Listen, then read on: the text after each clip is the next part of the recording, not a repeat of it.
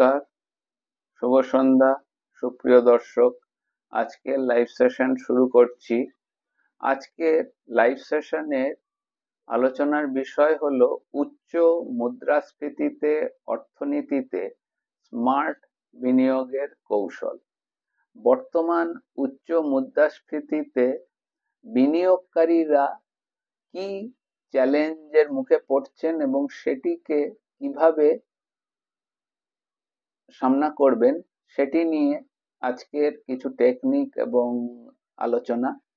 মুদ্রাস্ফীতির হার যদি বিনিয়োগের রিটার্নের চেয়ে বেশি হয় তাহলে প্রকৃত ক্রয় ক্ষমতা কমে যায়। তাই সঠিক বিনিয়োগ কৌশল গ্রহণ করা খুবই গুরুত্বপূর্ণ।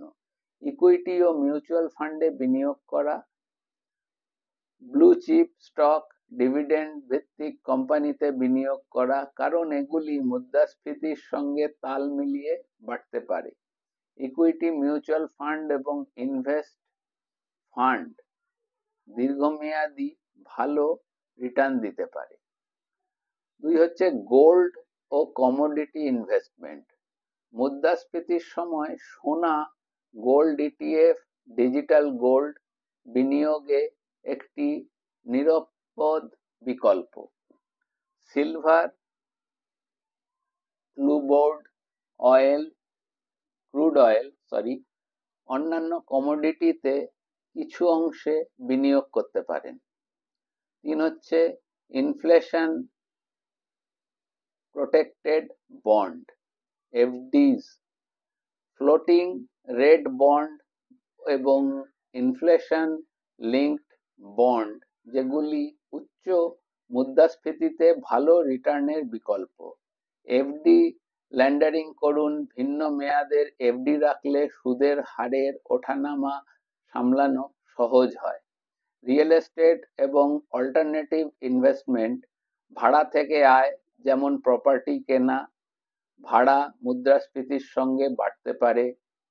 আরইসিটি, real estate investment trust REIT, এবং এতে বিনিয়োগ করলে সম্পদ বৃদ্ধি পেতে পারে।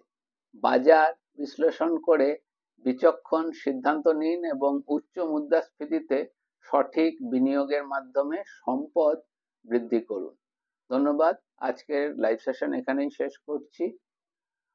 এই লাইভ সেশনটি আপনাদের কেমন লাগলো অবশ্যই আমাকে লিখে জানান এবং আপনাদের মতামত জানান, এবং লাইভ সেশনটিকে যত বেশি সম্ভব শেয়ার করুন আপনাদের পরিচিত বন্ধু বান্ধবের মধ্যে, এবং কোনো বিশেষ বিষয় নিয়ে আলোচনা বা জানতে চাইলে আমাকে অবশ্যই লিখে পাঠান।